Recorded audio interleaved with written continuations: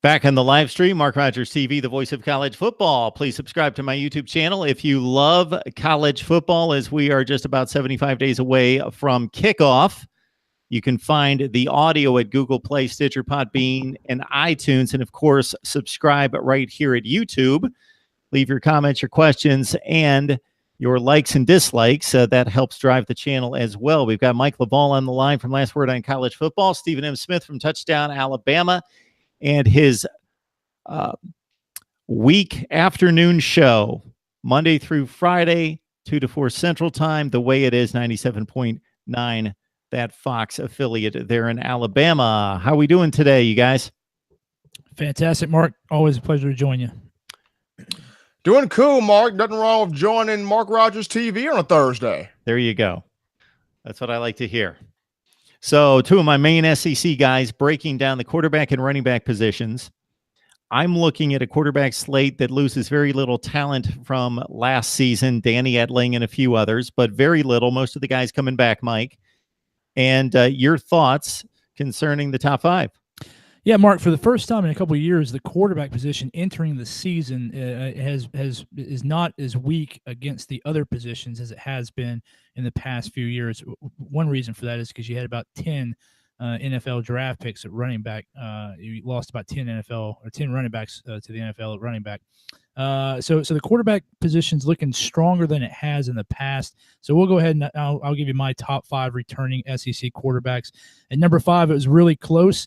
I had Jarrett Stidham going into his junior year at Auburn, just ahead of Jake Bentley. Now, if you look at Stidham statistically, he's probably 2 or 3. 3,158 yards last year, second in the conference, 18 touchdowns, fourth in the conference.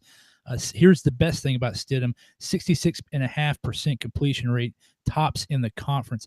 And all of that only being fourth in the attempts per game. Of course, he had a strong running game there at Auburn. With Stidham, you got to look at some inconsistencies. He didn't deliver in the clutch either. If you look at Clemson, the offense only scored 6 points there. They had a chance to win it at the end. If you look at LSU, the offense did score 23 points, but that's a game that if you're going to be a top 2 or 3 quarterback in the SEC, you got to go in there with the amount of talent that Auburn had, and you have to win that game. And of course, the SEC championship game, where they only put up 7 against Georgia after having put up 40 against them in the regular season. Additionally, his statistics kind of skew early. He's more successful in the first and second quarters and on first and second down than he is in the fourth quarter and third down. So that kind of plays into that clutch delivery. So I have Jarrett Stidham there at number 5. I think he'll get better over the season. We'll have to see what he does this year with a little bit less rushing talent coming back at Auburn. At number 4, I have Nick Fitzgerald. I know some people are going to have some heartache with this.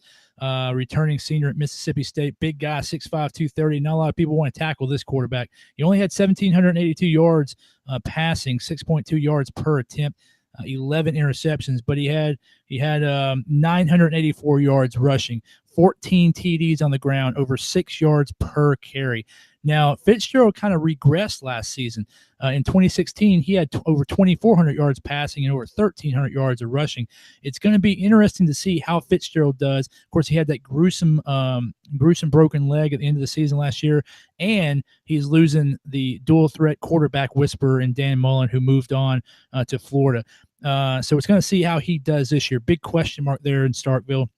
But I would tell you, as far as quarterbacks go and their importance to their team, I don't think anyone in the SEC, any quarterback in the SEC is more important to their team than Nick Fitzgerald.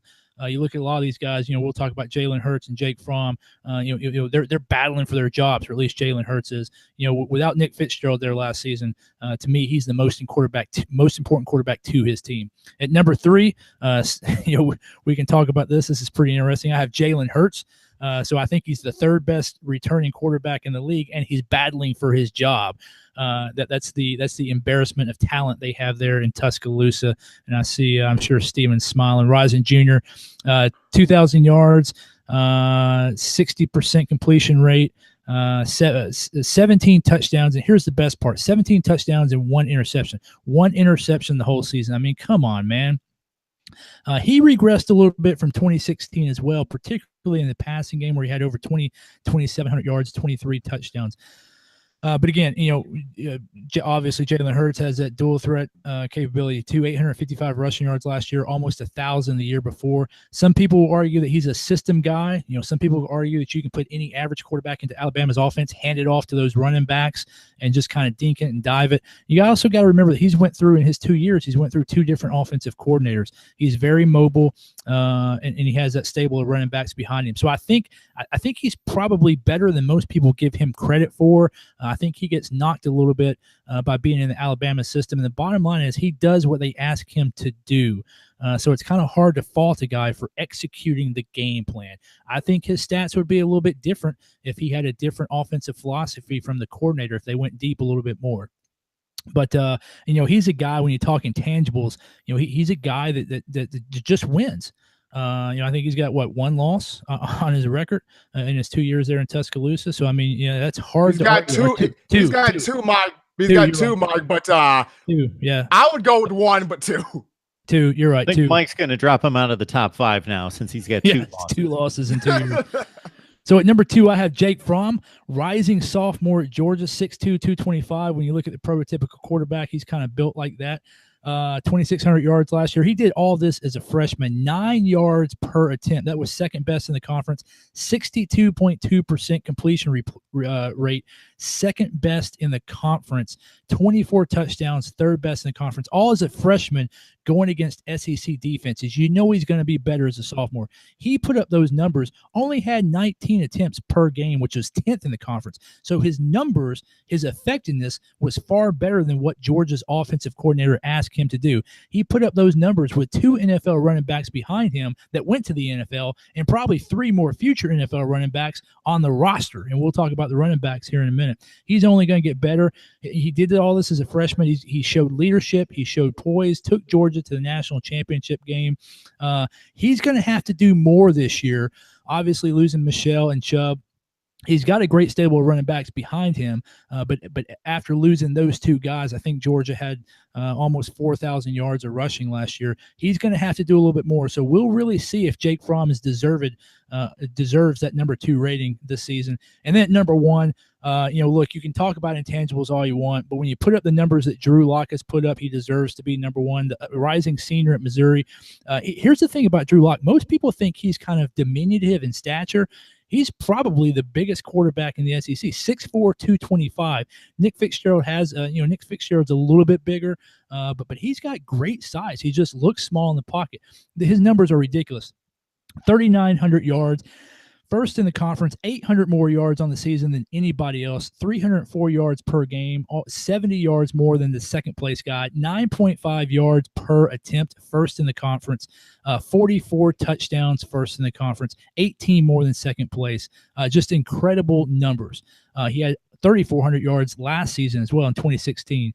Some of it, 165 passer rating, also first in the conference. Just incredible. He kind of has that Dan Marino, Aaron Rodgers mindset. He's got a great strong arm. He's not afraid to throw that ball where he wants. So he'll sling it a little bit of a gunslinger. His stats are a little bit skewed to lesser competition. I'm interested to see what the Dooley effect. Of course, Derek Dooley, the new offensive coordinator at Missouri, very interesting, inquisitive, questioning hire there. Dooley's not known to be an offensive coordinator. Just left being the wide receivers coach at Dallas. So I'm kind of interested to see how Drew Lock does this year with Dooley as offensive coordinator. The other thing you got to watch out for Drew Lock, lost a lot of talent. Ish Winter left. Jamon Moore, one of the great receivers, he left last year.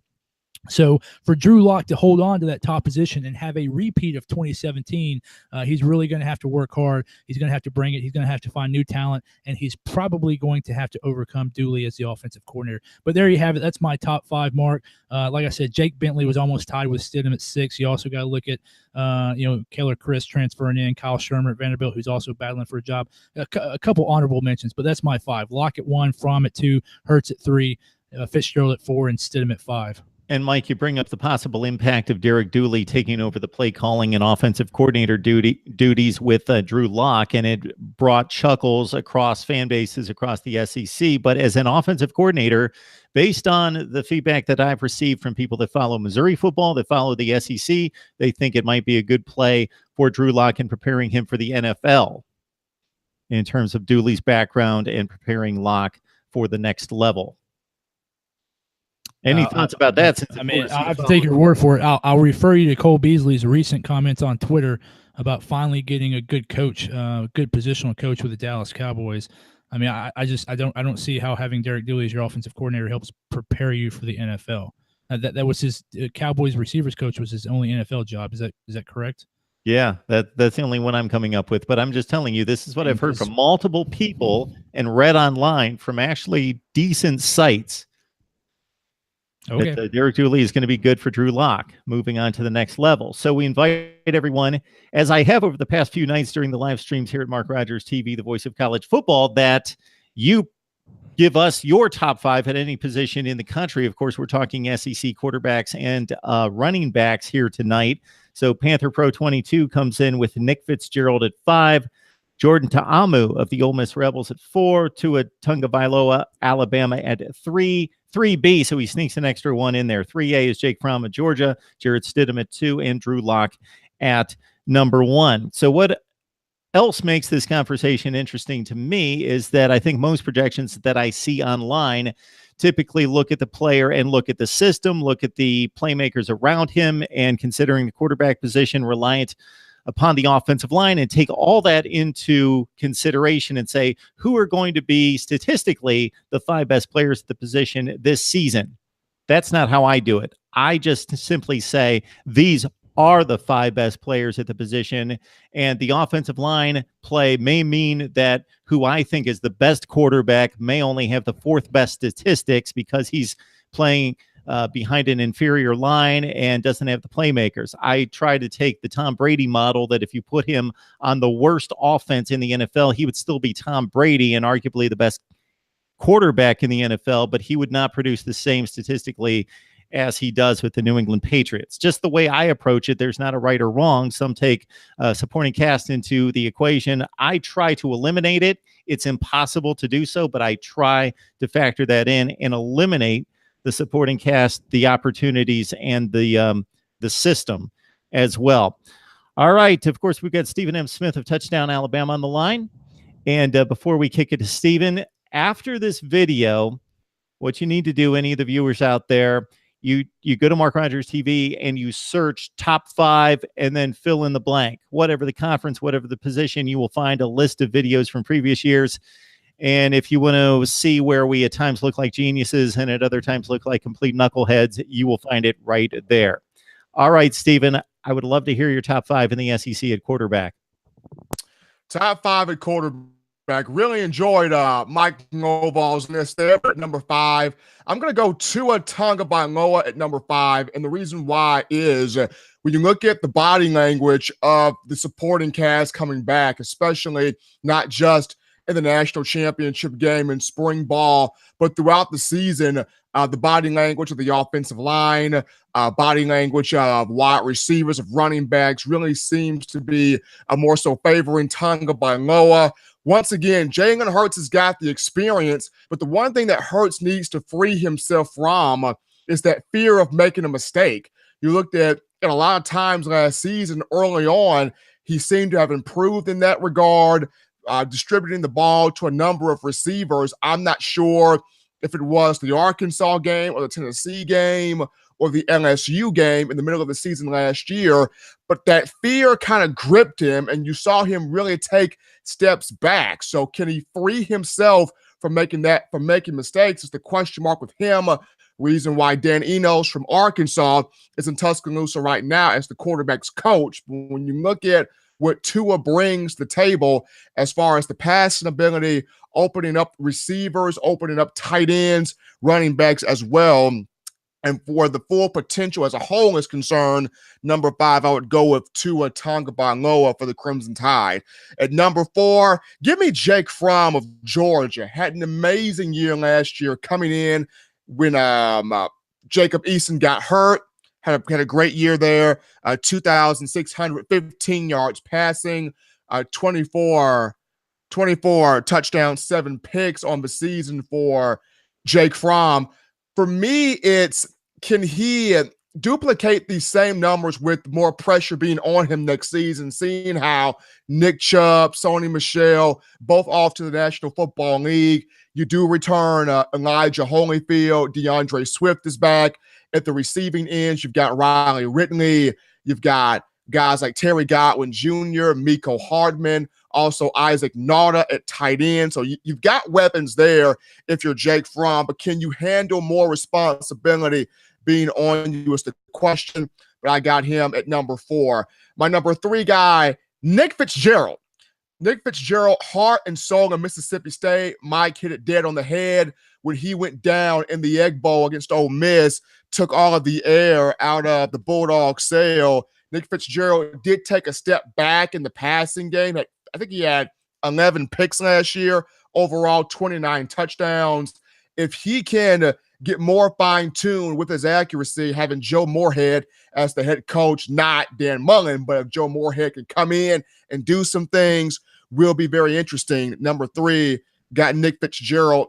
At number 2, Jarrett Stidham of Auburn, SEC Newcomer of the Year a season ago, over 3,000 yards passing, 18 touchdowns. Did show some dual threat capabilities, especially down the stretch. Had a rushing touchdown against Alabama a season ago, 4 rushing scores on the year. Kerryon Johnson gone.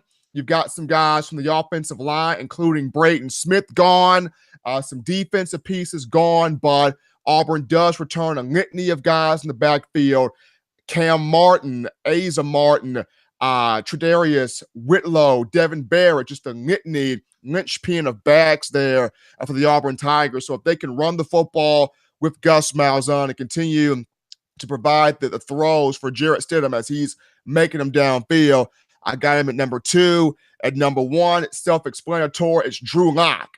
And though the young man from Missouri, University of Missouri, loses a weapon in Jamon Moore, you got Larry Roundtree coming back at running back, Demaria Crockett back at running back, Emmanuel Hall at wide receiver, 817 yards.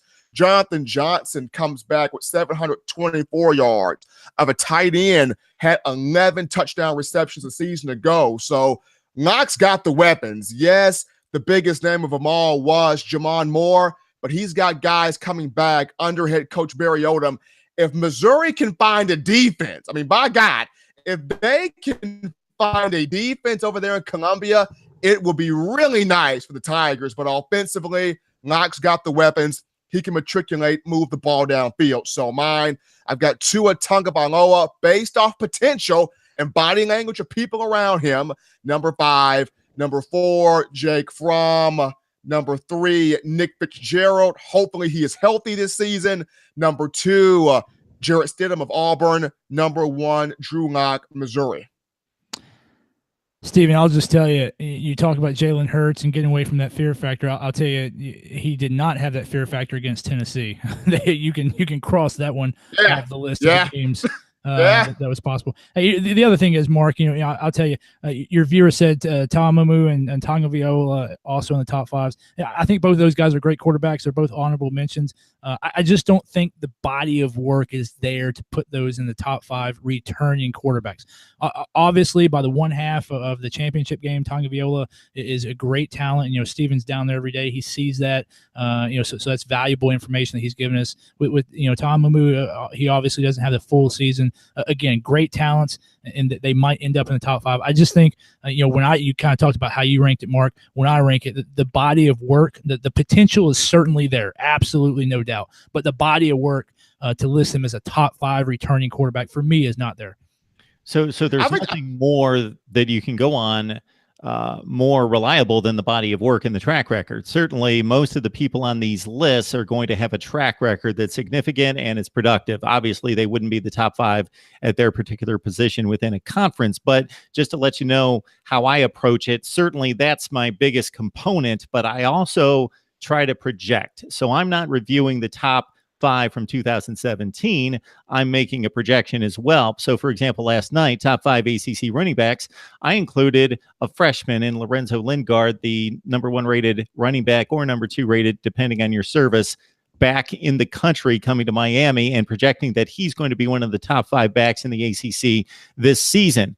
I would guess that if you did a review of the 2017 season or any season in college football and ranked the top 5 at every position in the Power 5, you would have 15 to 20% of those slots filled by freshmen. So we know that it's going to happen, that there are going to be freshmen that play at a top 5 within their conference level. It's just a matter of trying to find those guys. Certainly. I think we could go back and look at the all-conference performers over the past 5 years, and we could probably get those numbers. I think 15 to 20% just to me kind of sounds, for freshmen, kind of sounds a little bit large. First-year starters, possibly. If you go back and look at starting quarterbacks to win the national championship, and if you consider Tagovailoa as the winning quarterback last year, I believe in the last 15 years, help me out, I think 12 or 13 of the national championship winning quarterbacks were either freshmen, redshirt freshmen, or first-year starters.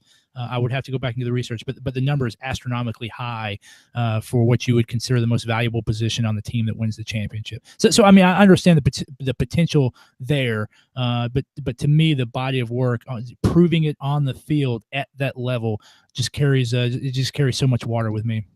So definitely, again, I completely back that up, but I don't take it quite to the extreme that you do. Otherwise, aren't you just rating the 2017 players? No, not necessarily. I'm rating the returning players, and if a guy like Tagovailoa, if he only has one half of football on film, then it's hard for me to say that he is a better returning player than Jake Fromm or Jared Stidham, who has a full 14-game resume on his file.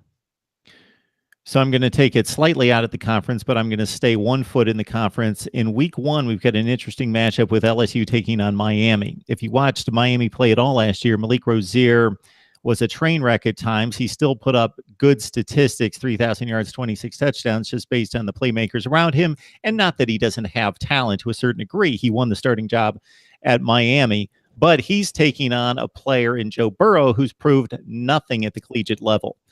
Now, of course, Malik Rozier is the known factor. Burrow could be worse. He could be better. He could be roughly the same. But my guess is going to be that Joe Burrow, based on the scouting reports and his ability to compete for the job at Ohio State, is going to be a better player than Malik Rozier. So I could make that projection. I have little to go on but speculation, but I could make that projection. Yeah, and that's fair. Certainly, potential and projection are certainly there are valid points to rank people off of. To me, and I'm just saying, I like body of work. I can project too. Some of my guys are projections. When we get to the running backs, I have a guy that's more of a projection than a body of work guy. I think with the quarterback too, with the speed of the game and the decisions that the quarterback has to make, I think when you talk about transitioning from high school to college and then college to the NFL, the one position that's probably, almost certainly the hardest to transition is the quarterback because of decision making. So, I think I may not put as much weight on body of work as you kind of make it seem, only because we're talking about quarterbacks, where I do put a lot of weight on body of work because of the nature of the position, particularly with decision making and how hard it is to project at the next level or over the course of a 14-game season where you have thousands and thousands of more decisions than you do in one half or in high school ball. Though at the same time, as you mentioned, we've seen a trend of successful first-year starters win national championships. Because you have really talented guys on really good teams. And so definitely those guys would have placed in the top 5 of their conference rankings at the end of the season at that position. Certainly. I'm halfway certain you could put one of the three of us at quarterback at Alabama, and we could at least make the college football playoffs. It wouldn't shock me with Nick Saban on the sideline. So before I run down my top 5, I'd like to jump on the live stream. And because I have asked for top 5 lists right here, we get one from Ryan Mell with Tua at 5B. Again, it seems like the fan bases love to stretch it out and say, well, I can't really make a decision, so I'm going to add one on and give you 6 and name it 5B. But Ryan's a faithful viewer, so we'll give him that liberty. Tua's at 5B, Nick Fitzgerald at 5A, Jordan Ta'amu at 4, Jared Stidham at 3, Drew Lock at 2 and Jake Fromm at number 1, and maybe a bonus point to Ryan for actually spelling Jarrett Stidham's first name correctly. That's a difficulty for me as well. A lot of G's and E's thrown around there that shouldn't be for Jarrett Stidham. And we had one other top 5 list. This comes from Prince, 6'1". He's got Fromm at 5, Fitzgerald at 4, Stidham 3, Lock 2, and Tua at 1. And he says, as a Clemson fan, he guarantees that Tua will be the best quarterback of the SEC this season. All right. There might be another crazy person out here that has a voice. We'll see. All right. So at number 5, I've got Jalen Hurts, kind of thinking in the same realm as Mike, that, hey, let's take the ultimate example of this. Cardell Jones, JT Barrett, and Braxton Miller at Ohio State. I ranked them 3 of the top 10 quarterbacks that year in the Big Ten, or 3 of the top 5, I think. Obviously, only one could take the snaps. Jalen Hurts, 60%, as Mike pointed out. He's not considered a thrower, but he takes care of the football, even with the ball in the air, with 1 interception last year. He's lost the 2 games at Alabama. And as Stephen and I have discussed many times, I credit Jalen Hurts 2 years ago for coming off the field against Clemson with the lead, and he never touched the ball again. It was given over to his defense to protect the lead, what we thought was an all-time great defense, and certainly based on one drive, I'm not going to say that it wasn't, but Deshaun Watson and his playmakers made the plays and erased a lead that Jalen Hurts couldn't do anything about. He had the ball in his hands. He led it 75 or 80 yards for a possible win at that point. He also ran for almost 900 yards last year and 8 touchdowns. So I got Jalen Hurts. Obviously, we know the limitations in the passing game, throwing downfield, but still a winner and a game changer at the quarterback position as a runner and a better than expected thrower by most measurements. All right, at number 4, I've got Jake Fromm, 62%, 24 TDs, 7 picks. Second in the SEC in yards per attempt, so he throws the ball downfield. Yes, he was considered a guy that game managed because he had the 2 tremendous running backs. He had a defense that he could rely on. But at the same time, what Jake Fromm proved to me in the comeback win against not a great Oklahoma defense, but considering the pressure of the game, and Oklahoma is talented, and he had to keep up with that Baker Mayfield-led offense when he needed to make plays and make drives happen in the final 5 minutes and 1/4 of that game. He did. I remember one particular drive to tie the game. He made a couple tremendous throws down the seam. He also was flushed out of the pocket a couple times. One time he knew when to run and picked up the first down. Another time he scrambled around, found not a scrambling quarterback, but had that elusiveness within the pocket and just outside the pocket, found a guy downfield, converted like a 3rd and 12 to lead Georgia. So played in the clutch, beat Auburn, beat Oklahoma, almost beat the Alabama Crimson Tide, of course. All right, Jake Fromm at number 4. My number 3 quarterback comes out of Auburn. He is Jarrett Stidham. He actually, this is a raw statistic, doesn't mean a whole lot, but I think we can take away that he was 5th in the nation throwing the ball downfield, 5th in 50-plus throws downfield. Mike mentioned it. It's impressive that he completed almost 67% of his passes, 18 touchdowns, 6 interceptions. And really, yeah, he had playing time at Baylor, but he didn't see anything close to what he saw defensively in the SEC. And he basically played 6 to 8 games at Baylor. So this was really his first baptism against quality defenses at all 11 positions and playing in these kind of games. And we could see a jump from Jarrett Stidham this season in terms of what he produced last year and playing very well for Auburn, a team that almost won the SEC. All right, at number 2, I've got Drew Lock from Mizzou. So I've got to admit, do I watch Drew Lock play on a weekly basis? No. I watch the biggest games, the best games, and I pick out the 5 or 6 games on Saturday that I need to see.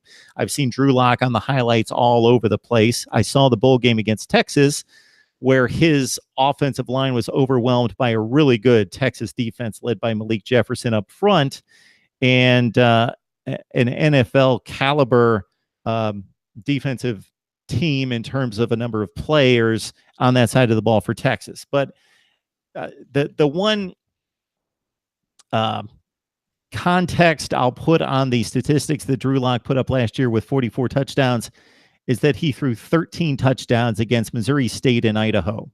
So typically quarterbacks, any position player for a major conference team is going to bulk up their stats against the lesser teams like that. But for Drew Lock, it was a little bit more than some other people. 58%, 44 touchdowns, 13 picks. But I also looked at possibly the two best defenses he played during the regular season. Georgia, 253 yards, 4 touchdowns, 1 pick. Florida, 15 for 23 touchdowns and a pick. Played very well against two teams that had better talent on the other side. Drew Lock at number 2. And as Mike mentioned, I believe he had the opportunity to leave for the NFL. And I mean a legitimate opportunity, but he chose to come back to Columbia, Missouri. And at number 1, what do we call him, Steven? Double T? Double T in the morning, baby. Okay, so Mike just can't believe it. So this is difficult for me to pull the trigger, but it's not like he jumped on the field for one series against Georgia. He threw the ball 77 times last year. He had 77 attempts. So he did, and those were not meaningful attempts. And then all of a sudden they became the most meaningful attempts of the season. And no, he didn't throw and play the entire game and throw for 385 yards and 5 touchdowns. But my goodness, he delivered. And yes, if you can erase, if we would erase the one final throw that he rocketed on 2nd and 18, I'm sure Alabama fans would be tempering their clamoring and desire to see this guy as the number 1 quarterback, and would be more like, let's see. Well, he won the game, but he didn't do that much. And man, Jalen Hurts has done that. And there would be an argument. Right now, there's no argument based on him making that final throw. But he did make that final throw in the clutch on 2nd and 18 against that defense and delivered that thing on the money. 11 touchdowns, 2 picks, 63%. He does have, I don't want to call it a track record. Maybe he ran the, he ran the quarter mile, maybe one time around the track, Mike. But I got 2 at number 1. What do you guys think?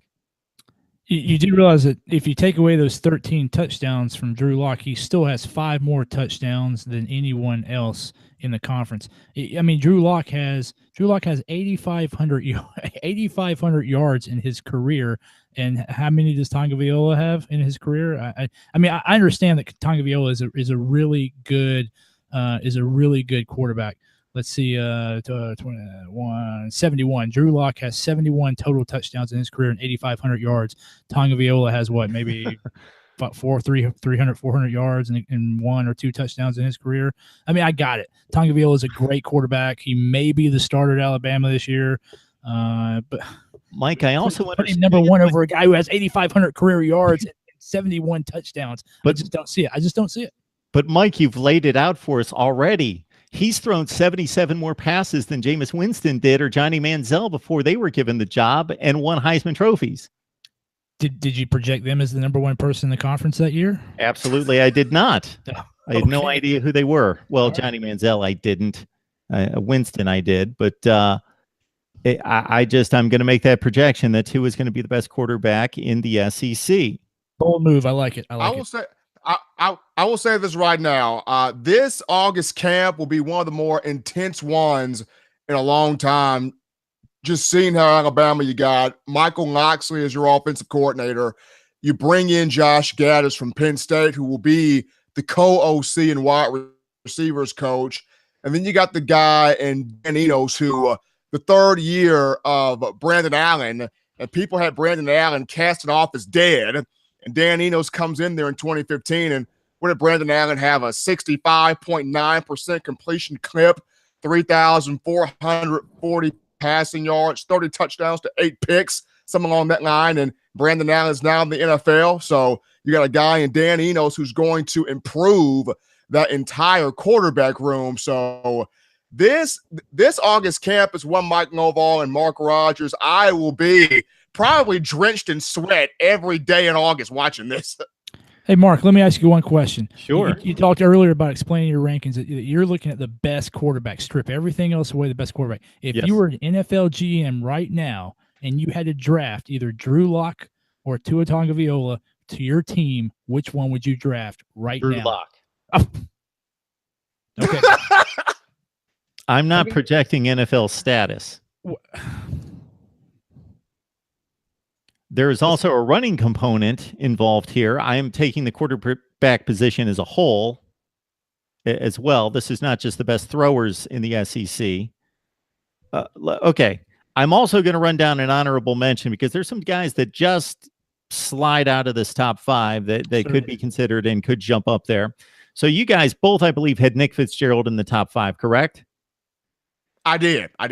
There's a comment that Dan Mullen made a couple years ago when they were walking off the field after being saved by a blocked field goal against Miami of Ohio. And he said, Nick Fitzgerald has got, because everybody's raving about Nick Fitzgerald, the sideline reporter, Nick Fitzgerald ran for 140 yards or whatever. And Dan Mullen said, we will not get better until Nick Fitzgerald becomes a more accurate passer.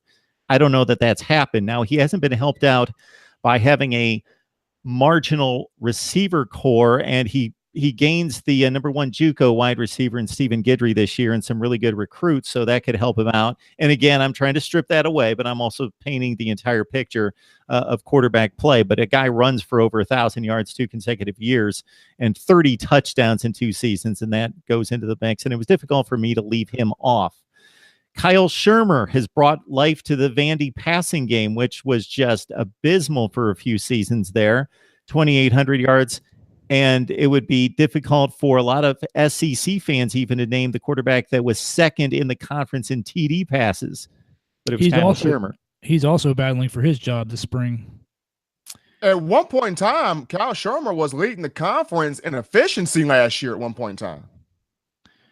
So, guys, we also have Jake Bentley mentioned by Mike. I don't believe, Stephen, you had him on the list. 18 TDs, 12 picks. I saw him make some really bad plays in the passing game, but 2 things that could really help him out. And again, this doesn't factor into my rankings, but Brian McClendon, a lot of people believe, including our guy Will Gunter from the early game, believe Brian McClendon's going to be really good for the South Carolina offense. And also Deebo Samuel, 6 touchdowns in 3 games and then out for the rest of the year, should be in play as one of the most exciting players in the SEC.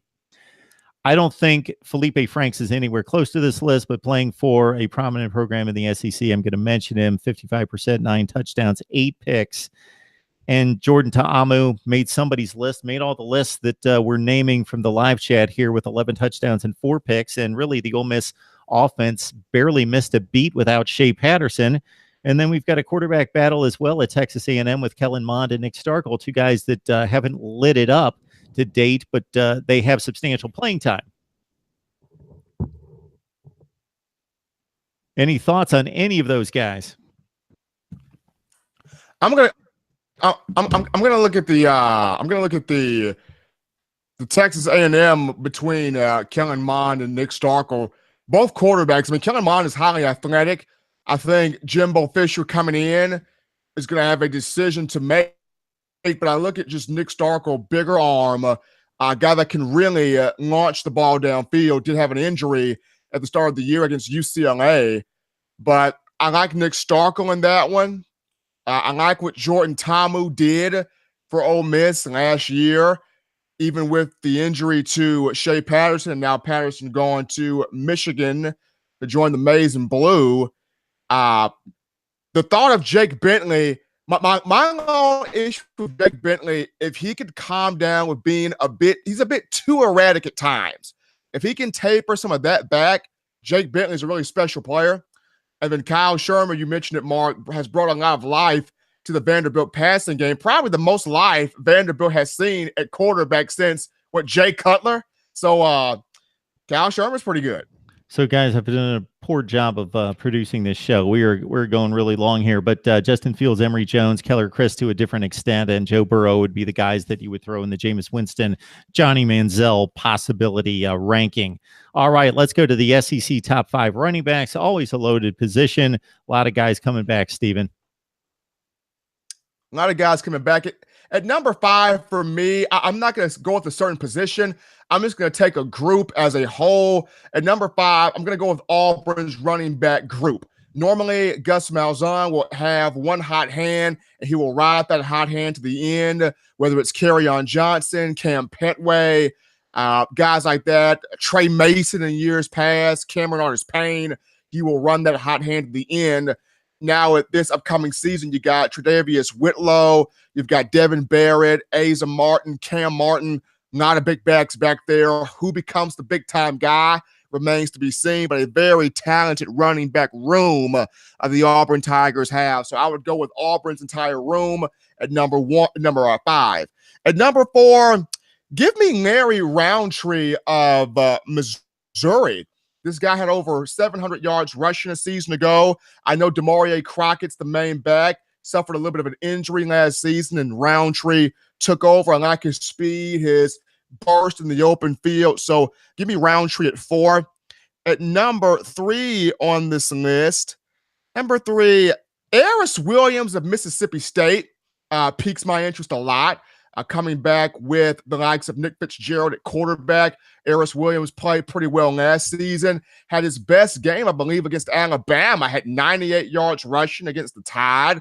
Really did a good job getting in and out of his cuts. Trucked linebacker Keith Holcomb a couple of times in the hole. So number 3, I've got Aris Williams of the Bulldogs. Number 2, I like DeAndre Swift of Georgia. As good as Nick Chubb and Sony Michel were, DeAndre Swift had a lot of catches at the backfield, showcasing that versatility, can run the ball well. I like him at number 2. Number 1 guy, Damian Harris of Alabama. This guy's got 2 back-to-back 1,000-yard seasons, has a chance to be the first back in Alabama football history to have 3 straight 1,000-yard years. He's got a shot to do that this upcoming season. So number 5, Auburn's running back room. Number 4, Larry Roundtree III of Missouri. Number 3, Aris Williams of Mississippi State. Number 2, DeAndre Swift, Georgia. And 1, Damian Harris of Alabama. Thank you, Stephen. No Darius Geis, Cam Petway, of course, Kerryon Johnson, Bo Scarborough. We could go on and on. Nick Chubb, Sony Michel, Ralph Webb, on and on. John Kelly from Tennessee, but still a loaded position in the SEC. It is, as it always is, Mike. I have to ask this question. Sure. Did Benny Snell come back? Benny Snell is back. Yes. Yes, he is. Oh, my goodness. Wow. Are you going to wedge him in there somewhere? Well, not only is he coming back, but he is actually the best returning running back in the conference. Spoiler alert. You know what? I will wedge in. Okay. Let me put DeAndre Swift at golly. Let me put Aris Williams at 4. And I will put Aris Williams at 4. I'll put Benny Snell at 2, and I'll have to drop off Larry Roundtree there. Sorry, Larry, I've got to drop off Larry Roundtree. Roundtree's going to go out there and run for 1,500 yards and prove you wrong, Stephen. Just for that, you've given him the incentive to take a Larry Roundtree team to the SEC championship game. I've given him a reason to push himself more, Larry. You had to get pushed off for Benny Snell. So, Larry, there's your motivation, my friend. There it is. Bulletin board material in the Mizzou locker room starting in week 1. There it is. All right, Mike, it's a loaded position, of course. What do you have? Mark, you hit on it, but I think it's worth remembering all the guys that this conference lost. Kerryon Johnson, Ralph Webb, Darius Geis, Nick Chubb, Sony Michel, Bo Scarborough, John Kelly, Ish Winter, Keith Ford, Jordan Wilkins. I mean, that's a tremendous amount of talent. So when you see a guy coming back who's in the top 2, top 3, top 4 of this conference last year with all of that talent gone, it's got to stand for something. So at number 5, I'm going to go with DeAndre Swift, rising sophomore at Georgia. He only had 618 yards last year, but I'm going to do what you guys do. I'm going to project forward here. Here's the thing. He had 7.6 yards per carry, second in the SEC. He did that. He got those 618 yards behind Nick Chubb and Sony Michel. You know, you got Elijah Holyfield and Mecole Hardman back in that backfield too. So it's loaded. I think DeAndre Swift is going to move into the number 1 spot, and I think he's going to have a great year. Having Jake Fromm back there as the quarterback, there's no telling what DeAndre Swift can do. At number 4, I've got Travion Williams at Texas A&M University, rising junior. He's a little bit small, 5'9", 200, but I think he's probably the most athletic as far as shifty and fast of the group. had almost 800 yards last year, 8 touchdowns, splitting time with Keith Ford. He had over 1,000 yards in 2016, 8 touchdowns in 2016 as well, 6.7 per carry. So I think Travion Williams is coming back, 2 years of experience splitting time with a Keith Ford. I think he's the shiftiest, the most athletic, possibly the fastest of the top 5 that I have. At number 3, a lot like what Steven talked about, Arius Williams, rising senior at Mississippi State. Very interesting. Over 1,100 yards, 6th in the SEC. He had 236 carries, 4th in the SEC. When you think about all his carries and Nick Fitzgerald's carries, that's a very run-heavy offense. So, defenses are trying to stop him. He was a little bit ineffective on the short game, only 4.7 yards per carry. His splits skewed toward weaker opponents. He was much more successful against teams that weren't very good. He was used early. He was used mostly in the first quarter and on first downs. But here's a big number, 5.4 yards on first down carries. What offensive coordinator in the nation would turn down a 2nd and 5 or a 2nd and 4, basically every drive? That to me is his biggest value. What he did on first down carries, I don't know if it was the system, I don't know if it was the Nick Fitzgerald effect, but he was highly successful on first down, and any offensive coordinator in the nation would take that. But the downside is he was only average on 3rd and 4th down. He's not going to get you those tough yards. The other thing is he was 5th out of 5 players on the team who had 45 carries or more. He was 5th of those 5. So he was last on the team for people who actually ran the ball 45 carries or more last year and averages per carry. I'll move to number 2. I have Damian Harris, rising senior at Alabama, 5'11", 221, kind of that prototypical guy they look for there.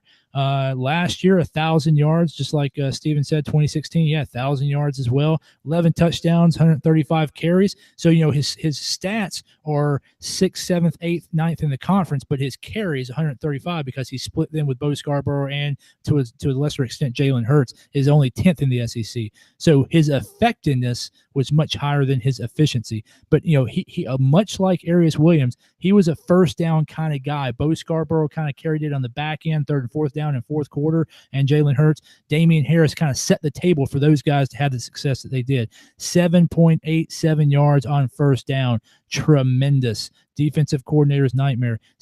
Only 8% of his carries came on 3rd down or later. So again, he set the table for all of Scarborough and Hurts' success on the ground. Only had 22% of his team's carries. He's a product guy. He's probably the most NFL ready of all these running backs. The only question is, can he be the number 1 guy? Can he be the focus of the defense's attention? I think he can, and we'll see very quickly. At number 1, I got Benny Snell Jr., sophomore at Kentucky, 5'11", 223. 2017, 1,333 yards, 3rd in the SEC. One of only 3 players last year who averaged over 100 yards a game. He averaged 102.5 for the season, averaged 107. Almost 108 against SEC competition. So he was actually better against conference competition than out of conference competition. 262 total carries, 2nd in the SEC, 19 touchdowns, tops in the SEC for returning running backs, 69%, 7 out of 10 running back carries. 7 out of 10 running back carries for Kentucky were Benny Snell Jr. Incredible. Listen to his November. Ole Miss, 176 yards. At Vanderbilt, 116. At Georgia, 94. And Louisville, 211. He averaged 150 yards in November. Kentucky fans will tell you over the last 4 or 5 years previous to 2017, Kentucky absolutely had late season collapses.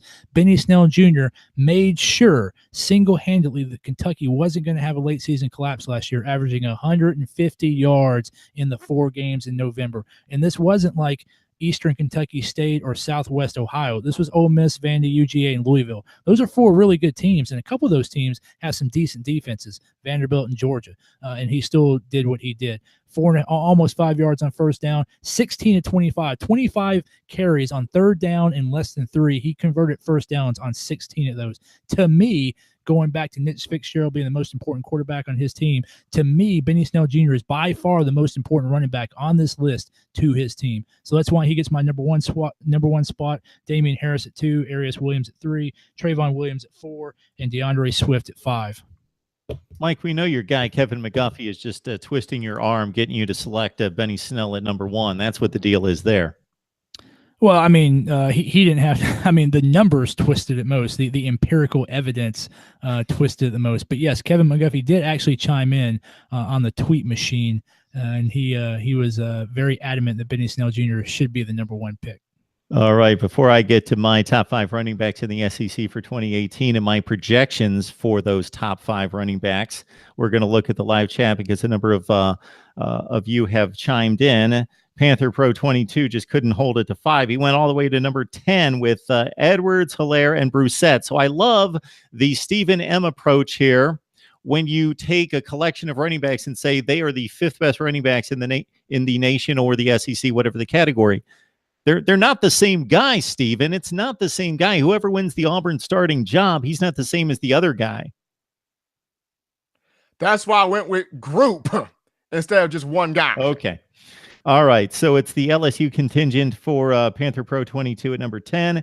Zamir White at number 9. The Georgia freshman, number 1 back in the country out of high school. You'll like this, Mike. Ty Chandler at 8, Malik Davis at 7 from Florida. Najee Harris, a name that we're going to have to talk about. Travion Williams at 5. Arius Williams at number 4. DeAndre Swift at 3. Benny Snell, the number 2 back in the SEC, and Damian Harris at number 1. We also have Bash Gaming chiming in with Benny Snell at 5. DeAndre Swift at 4. Travion Williams 3. Damian Harris 2, and Cam Petway at Auburn, which will be difficult for Cam Petway to achieve considering he's no longer playing for the Auburn Tigers. All right. Ryan, like Swift at 1, Snell at 2, Harris at 3, Demarie Crockett at 4, and Arius Williams at number 5. Here's my list, and it goes something like this. Arius Williams, Mississippi State, 1,100 yards, 4.7 per carry, as Mike mentioned, 6 touchdowns. What I like in addition to this is the possibility that Williams becomes a bigger factor in the passing game. Joe Moorhead, in looking at what he did with Saquon Barkley last year, loves to get his backs out of the backfield, and he's done this as a track record for himself as a play caller, and Arius Williams could become a factor in the passing game as well, coming off 16 receptions in 2017. My number 4 back is out of College Station, Travion Williams, 798, 4.6, and 8 touchdowns. That's after a freshman campaign when he burst onto the scene with 1,000+ yards, 6.8 per carry, and 8 touchdowns. He's had 4 100-yard rushing games, all of them against SEC opponents. Just one in 2017, though, as he burst onto the scene with his only 200-yard performance last season at the Rose Bowl against UCLA. Of course, that was the Texas A&M meltdown versus the Bruins. At number 3, I like that guy, Benny Snell out of Lexington, 1,333 yards, 19 touchdowns. Talk about having a nose for the end zone. Would have racked up a few more yards and maybe a score or two had he not been inadvertently, in some respects, suspended from the bowl game about halfway through, sometime in the second quarter against Northwestern. Benny Snell I have at number 3. Absolutely ridiculous call in that game. It really was. Trying to help up an official, and actually, yeah, it was just, I hope you are understanding of that. If not, look it up online. It's Benny Snell and referee. Just look it up because it was just a ridiculous action by the official. All right, at number 2, we've got Damian Harris, who ran for exactly 1,000 yards, 7.4 per carry. I know that has much to do with the Alabama prowess along the offensive front, 11 touchdowns. And at number 1, my projection goes to DeAndre Swift after he ran for 7.6 yards per carry. Yes, he was doing that in relief of Nick Chubb and Sony Michel. So he had some advantages there, worn down defenses, lesser defenses in some of the minor games for Georgia. But let's note this. In the SEC championship game, Swift ran it 7 times for 88 yards against Auburn. He ran it against Mississippi State 10 times for 69 yards. Against Mizzou, 6 times for 94. And against Kentucky, 7 carries for 66 yards. So he was pretty much on that 8 to 10 yard average against some really good defenses out of the SEC. Few other guys to keep an eye on. one guy may not get the carries, definitely won't get the carries in Gainesville. They've got three good running backs in LaMichael Pirine. They've got Malik Davis and, of course, Jordan Scarlett coming off a 900-yard campaign 2 years removed in 2016, back for the Florida Gators this season. We mentioned Demaria Crockett. I believe he was on at least one, if not two of those lists, probably on Mike's list, I believe. Not on Mike's list. He was the first one out on my list. South Carolina has a running back by committee situation in which Rico Dowdle and Tyson Williams were a bit hobbled last year, and A.J. Turner took the opportunity and ran with it. 531 yards, 3 touchdowns, and 5.4 per carry. And if we're looking at the high school ranks and who could burst onto the scene, I'm doubting that Zamir White at Georgia is going to have a huge opportunity, but he is the #1 ranked running back in the country coming out of high school. And Georgia and the recruiting prowess of one Kirby Smart also brings in the #3 back in the country out of Miami, James Cook. Damian Pierce out of Bainbridge, Georgia, the 8th rated back in the country, goes to Florida. LSU could get some time for Chris Curry since they don't have a proven back in the backfield. Curry, the 15th rated running back, according to 247 Sports, goes to LSU. And we've got Sean Shivers, who could make his way into that crowded Auburn backfield as a top 20 running back, along with Asa Martin, who was mentioned by one Stephen M. Smith as well. All right, guys, have we missed anything? No, man, we gave them the whole breakfast slate there, Mark. That's it. So please join us throughout the summer as we break down the top 5 at as many positions as we can get to across the country. Tonight it was top 5 in the SEC at quarterback and running back. If you caught us about halfway through or into the live stream, please wait for the video to process and post. It'll be available in just a few minutes, and you can watch it from the beginning and actually follow the live stream as well in the live chat. For Stephen M. Smith of Touchdown Alabama, of course, and Mike LaValle from Last Word on College Football, please join me in just a few minutes as I crank up the UCLA talk with Tony Siragusa and Mike Regalado. Guys, I appreciate the help in this one. Mark, always a pleasure. It's been fun, man.